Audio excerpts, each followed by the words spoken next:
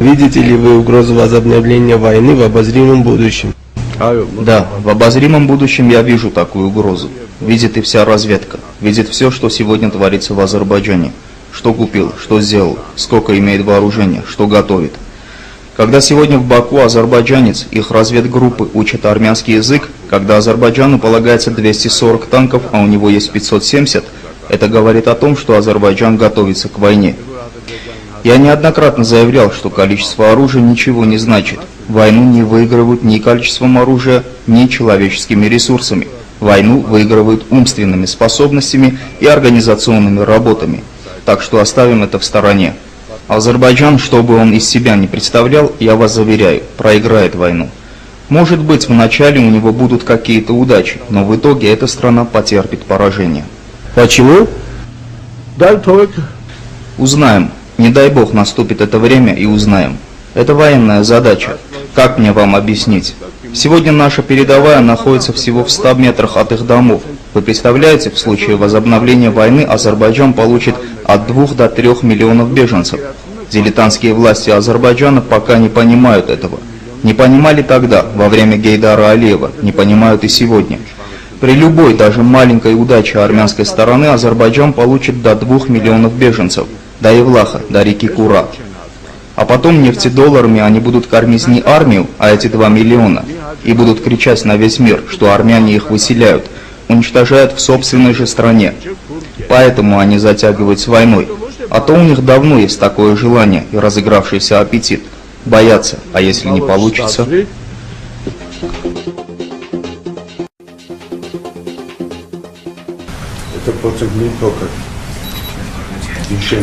Ինչի մասին խոսել ենք, ասենք կոնկրետ տարածքների մասը, Ղարսի պայմանագիր, ես ձեզ հետ միասին հանդիպման ժամանակ եմ վաղ արտահայտեցի, որ չի լինելու Ղարսի բառը, ուղղակի լինել է տարածքների ճանաչում։ Եթե հիշում եք, եթե ձեր ձայնագրությունները մնում եք, կարող եք նայեք եւ Ղարաբաղի հարցի վրա շեշտը դրեցի, որ Ղարաբաղի հարցում մենք չենք կարող փոխզիջման գնալ, եթե անգամ ատոմային ոմ կախեն օրգանիզմից։ Ես այսօր նույն մտահոգությունները ունեմ, ոնց որ մեր հասարակությունը մեծ մասին եւ ճանաչել Թուրքիայի այսօրվա տարածքները ճիշտ չեմ համարում, ընդհանրապես դե ֆակտոն դե յուրո իրականացնել, դա սխալ եմ համարում։ Ես ժամանակին արտահայտել եմ, որ անհնար է իրականացնել նա անգամ եթե վաղը իրոք ստորագրել է հաստատություն։ Որտեղ հաստատությունից հետո պետք է կատարվի ևս մի քանի քայլ, այնից հետո պետք է Ղարաբաղի հարցում այնուամենայնիվ հայկական կողմը գնա փոխզիջման։ Կգնա արդյոք հայկական կողմը փոխզիջման։ Ես վստահ եմ, որ ոչ։ Այդ հնարավորությունը չենք տա։ Եթե Թուրքիայի հարցում առանց Ղարաբաղի հարցի կարան Թուրքիայի հետ հարցերը լուծեն, ճանապարհները բացեն, ողջունում եմ։ Դուք համարում եք, որ այնուամենայնիվ Ղարաբաղի մասին նշված չէ, բայց ենթատեքստերում թաքնված է։ Ոչ թե թաքնված է, դա բարձ արտահայտվում է։ Շատ բարձ։ Առանց Ղարաբաղի հարցի առաջխաղացման, խնդրի լուծման, որովհետեւ սահման իմ կարծիքով իր փորին համոզմունքով իմ ունեցած ինֆորմացիան ոչինչ չի բացվելու։ Ու դրա համար շեղվել ուղղությունը Թուրքիայի վրա ու Ղարաբաղի հարցում փորձել հարցեր լուծել ճիշտ չեմ համարում, մենք պետք է զգոն լինենք եւ ամբողջ ուշադրությունով հետևենք Ղարաբաղի բանակցություններին։ Ուրեմն խնդիրը նա որ հայ ժողովուրդը ցեղասպանության հարցի շուրջ չի դնում դա վիճակման կամ վարկի բարոյական փոփոխություն չի ստանում դալիս։ Ու վաղը ճանաչում ենք մենք մեր սահմանները, տարածենք Թուրքիայի։ Թուրքիան հետ ասում է կներեք ցեղասպանություն ա եղել, դա ինչ ա փոխվում։ Այդ խնդիրը դրված է ցեղասպանությունը պետք է քննարկվի տարածքների հետ միասին, փոխհատուցման։ Դա չի կարելի ճանաչել այսօր տարածքները, բայց ասել թե ցեղասպանության հարցում մնա ներողություն ա խնդրել, ճանաչել են պատմական հարցության վրա քննարկեն, թե միան հարցության վրա։ Դրանց համար հետաքրքիր չի կարելի ընդհանրապես այդ փաստաթղթում լինել տարածքների ճանաչում, որտեղ դա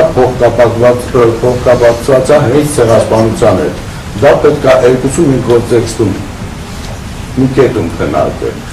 Այլ ոչ թե մեկը ճանաչենք, հետո մեկի մասին կխոսենք, մեկի մասին պետք է չի խոսել դրանից հետո։ Իսկ դա չի հետաքրքրում։ Բարոյական որովհետեւ պրոբլեմ չունենք, որ մտածենք, տեսնենք ովքեր վերցնում իրանց վրա թե չէ։ Ինչի տապել։ Վաղը գովանը ասեց, որ ցեղասպանությունը ճանաչում ենք, ինչ-որ բան է փոխվում։ Ես վստահ առանց որովհետեւ տատանվելու ասում եմ, որ այո, Ադրբեջանի գրմա պատերազմի։ Իսկ մենք պետք է պատրաստ լինենք այդ պատերազմին։ Ինչքան էլ դա ցավալի լինի եւ մեր ժողովուրդը վատ ընդունեն, նորից ասեն պարոն Բաբանիևի ուզում է մեզ տանի նորից պատերազմ, չէ։ Պարոն Բաբանը առաջինն է, որ չի ուզում այդ պատերազմը լինի, բայց չի կարելի, որ ուղղակի այն ինչ որ ունենք, մենակ հանուն, որ այդ պատերազմը չլինի տանք։ Ես լա չեմ լսել երկրագնդի վրա եւս մի ազգ, որ ինքը կամավոր 7 տալիս է։ Այսօր Կուրիլյանովից մի փոքր բլուրից են խոսում, նրանք պարզ բացատրում են, դե ունենք գազ, դե ունենք ձուկ, դե ունենք էս, չենք տալու։ Բայց մենք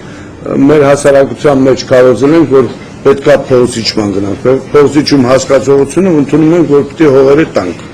Ու վերջ։ Սա սխալ է, կապ չունի ով է սկսել։ Ռոբերտ Քոչարյան, Օսկանյան, Սերժ Սարգսյան, Լևոն Տեր-Պետրոսյան, ո՞րն է սկսել։ Կապ չունի։ Սա անընդունելի է։ Հաղթող կողմը ներկայանում է որպես պարտված։ Ես որ նայում եմ հեռուստատեսությունը Ալիևի նստելու ձևը իր պարվածքը, ինձ թվում է թե մենք պարտվողն ենք ինքը հաղթողն է։ Թե ձեզ չի թվում դա։ Չի կարելի այդ ձև թույլ տալ, որ լկտիան աներ չափի։ Հնարավորին ինձ ընդհանրապես փոխզիչման մասին խոսելը ավելորդ է, քանի որ Ադրբեջանը այսօր որևէ փոխզիչման չի գնում։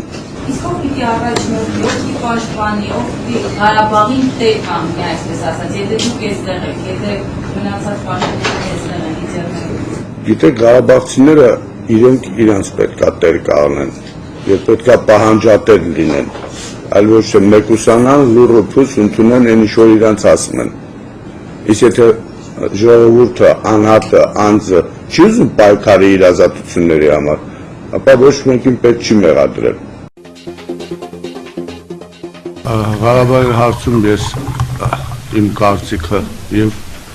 հոկտեմբերին եմ արտահայտվել եւ այսօր կարող եմ արտահայտել, որ որևէ փոփոխություն, որևէ նորություն, ասենք վիճակը այդքան սուրճ չի, ինչքան մենք փորձում ենք ցույց տալ, ասենք ընդհանրապես Ադրբեջանի կողմից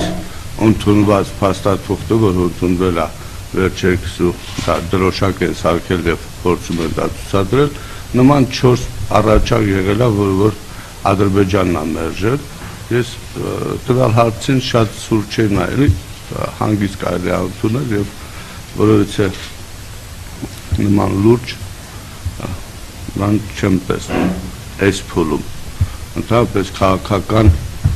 որոշում Ղարաբաղի հարցով չեմ տեսնում մոտակա ժամանակները, ասենք մի քանի տարի, նման բան չկա։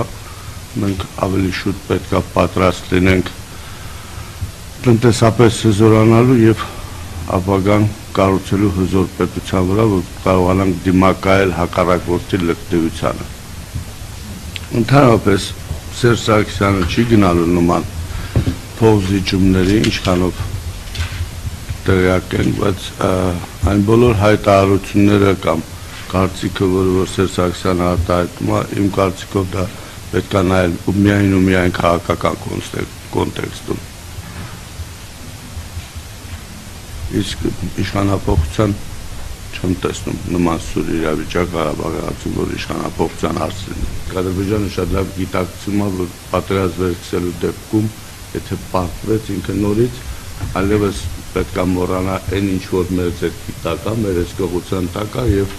այն ինչ որ կունենանք։ Շատ մեծ կորուստ կլինի։ Դրա համար վստահ չի վերսկսելու։ Ինչու վստահ չի, պարոն Բաբայան, ռազմական բյուջեն չի բավարարում, ոչ թե ավելի Խնդիրը ռազմական բյուջեի մասին չի, ոչ էլ զորքի քանակի, ընդհանրապես պատերազմը ոչ զորքի քանակով են կրում, ոչ էլ ռազմական բյուջեով։ Չէ, ոգին դա պետք է ունենա զինվորում, բայց տակտիկապես այդ խնդիրները ընդհանրապես ոնց ասեմ, պահը կորցրել ենք, եթե անկեղծ լինենք, քաղաքական պահը Լեռնային Ղարաբաղի հարցի լուծման կորցրած է։ Վաղուց 94 թվին։ Այսինքն եթե ուզում եք մեղադրել այսօրվա նախագահ երեկվա թե մյուսը, չէ, բոլորն են ճանաչելով, եթե փորձենք մի փոքր պատմական հետ գնանք, ասենք, սկսենք 2021 թվից, հա, նմանատիպ հարցերը մեր տարածաշրջանում լինի հայ թուրքական, լինի հայ վրացական, լինի ռուսական, լինի հայ ադրբեջանական, անպայման իրավիճակը, երբ որ դուք նայում եք պայմանագրերի ստորագրման, եղել է մի կողմի համար շատ անընդունելի։ Ասենք, պարտադրված է ասենք։ Հենց որ խաղաղություն է գալիս իրար հետ սկսում են լեզվով խոսելու մոռանում են։ Ասենք, Ղարսի պայմանագիրը, ասենք, ստորագրել են հայկական կողմը պարտադրված։ 93 թվականին, 94 թվականին Ադրբեջանը մեր հետ պայմանագիրը ստորագրել պարտադրված։ Վրաստանը Ռուսաստանի հետ եւ 2008 թվականի օգոստոսի 5 օրվա մեջ այն փաստաթուղթը, որը ստորագրել Սաակաշվիլին, դա որևէ դեպքում չէր ստորագրի այս վիճակում, ճիշտ է։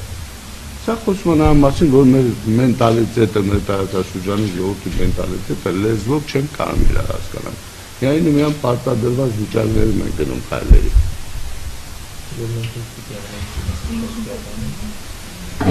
Դա չկարողանանք, պետք է պարտադրենք վերջնական փաթեթ ստորագրելու։ Գիտակցելով, հասկանալով, որ մեր հակառակորդը 93 թվականին համաձայնվել է փաստաթղթեր ստորագրելու, նորից նույն 93 թվականի դեկտեմբերին պատերազմ սկսել։ Եթե հիշում եք 93 դեկտեմբեր վերջ։ Նորից 94-ը, երբ որ սկսել է պարտվելը, նորից պարտադրված գնացել է փաստաթուղթ ստորագրելու։ Սա է մեր հակառակորդը։ Մենք պետք է գիտակցենք, դա ամոթ չի իմանալ ու ճիշտը ասել։ Ոչ թե իլյուզիաներով տառապենք, ասենք վաղը պայմանագիրը ստորագրելու խաղաղություն ալինելու։ Լուրջ չի մի քիչ։ Դուք խոսում եք Հայաստանի գույությունների մասին, այնտեղ չեք ասում, օրինակ 92 թվականից սկիզբ արածած գույությունների կերսանակ պրակտիկան իրական յուրացվեց Հայաստանի դիրքերը Գիտեք, բայց մի քիչ առաջ որ սկսեցինք, ես ասի, որ ես տեղյակ եմ ամեն ինչից։ 92 եւ 3 թվականներին անգամ արդեն Լաչինի Միջանցկից խոսող կար Երևանում։ Դեռ մենք հաղթելով գնում էինք։ Իրանք ասենց թե կանոնով չափում էին, ինչքան ենք վայելում, ինչքան ենք տալու։ Ուզում ասեմ, այդ դերացած դա հետո այ որ ասում են մաշել են մի շարք քաղաքական գործիչներ վաղուց թոշակի գնալու ժամանակն է։ Դրանց այդ ֆանտազիեքն է, որ վերել են սրան։ Իսկ 93 թվականին այդքան եղել է, կատարվել է։ Կանոնով չափում էինք արտեզը, քանի կիլոմետր գրադի հետքերը կհասնի ճանապարհ ներքևից ու վերևի կողմից ու դա դառնա Միջանցք։ Դա պատերազմ կանգնած չէր։ Հասկանում եք։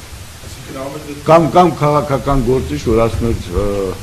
Քալբաջարում քրդեր են ապրում, պետք քրդական պետություն սարքենք դա։ Կրասնիկ Տերգուստան։ Դες քաղաքական գործիչներ կան, միջև սոտ գոյության մեջ են։ Հա։ Դա մասում դժբախտությունը տեղ ամեր։